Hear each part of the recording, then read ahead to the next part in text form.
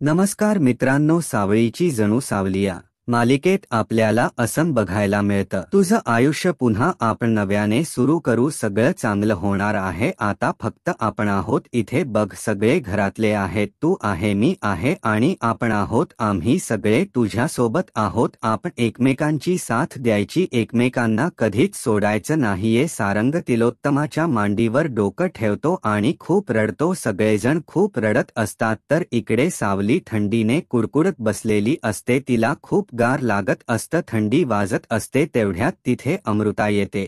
अमृता सावलीच्या अंगावर शाल टाकते आणि सावलीच्या तोंडून आई हा शब्द निघतो. आई हा शब्द ऐकून अमृताच्या डोळ्यात पाणी येतं. अमृता सावलीच्या शेजारी बसते आणि ती म्हणते, तू आई म्हणालीस का? सावली म्हणते, एवढ्या रात्री तुम्ही इथे काय करताय? अमृता म्हणते, अगं सावली, तुला थंडी वाजत होती ना, तू कुडकुडत होती, मला राहवलं नाही म्हणून मी इथे आले. सावली म्हणते, तुम्ही मला स्पर्श केला तेव्हा माझ्या तोंडून आई निघालं, मला आईची आठवण आली. अमृताला आठवतं की सारंगही तिला आई म्हणत असतो, आई मानत असतो. तिच्या डोळ्यात अजूनच पाणी येतं. सावली अमृताने शाल अंगावर टाकली म्हणून तिला थ्यू म्हणते. अमृता म्हणते, थ्यू काय? उलट मी सॉरी म्हणायला पाहिजे.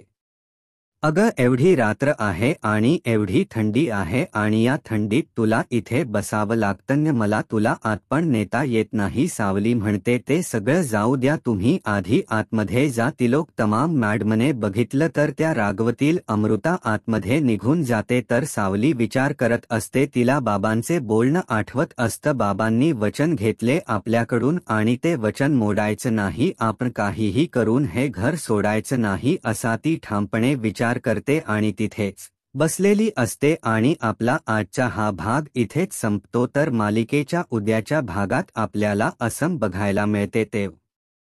हा तिलो मातीच्या रूममध्ये येते आणि चंद्रकांत तिला म्हणतो, अगं हा दोष माझा आहे, तू मला बोल, मला रागव. तिलोत्तमा म्हणते, नाही हो, तुम्हाला का रागवायचं? दोष तुमचा नाहीये, दोष माझा आहे. मी चुकीच्या व्यक्तीवरती विश्वास ठेवला, हा गुन्हा केलाय मी. ही शिक्षा मला मिळायलाच हवी, मला नाही, तुमच्या सगळ्यांना मिळायला हवी. बघितलं ना सारंगची काय अवस्था झाली आहे? तिलोत्तमा खूप चिडलेली असते, रडत असते. काय करावं तिला काही सुचत नाही. तर इकडे ऐश्वर्या आरशासमोर बसलेली असते. ती म्हणते, ती थर्ड क्लास मुलगी जिची लायकी नाही या घरात सून हायची, ती मुलगी या घरात सून म्हणून आली आहे. नाही, मी तिला सून होऊ देणार नाही, हे होऊच शकत नाही. ऐश्वर्या रूम मधलं सगळं सामान इकडे तिकडे फेकून देते आणि खूप चिडलेली असते. तर इकडे जगन्नाथ अलका दोघेही बोलत असतात. जगन्नाथ म्हणतो, आपण सूड उगवण्यासाठी तिलोत्तमाच्या आयुष्यात सावलीला पाठवलं, पण आता आपल्यामुळे सावलीला त्या घरात खूप सोसावं लागणार आहे, खूप त्रास सहन करावा लागणार आहे, याचं खूप वाईट वाटतं. अलकाच्याही डोळ्यात पाणी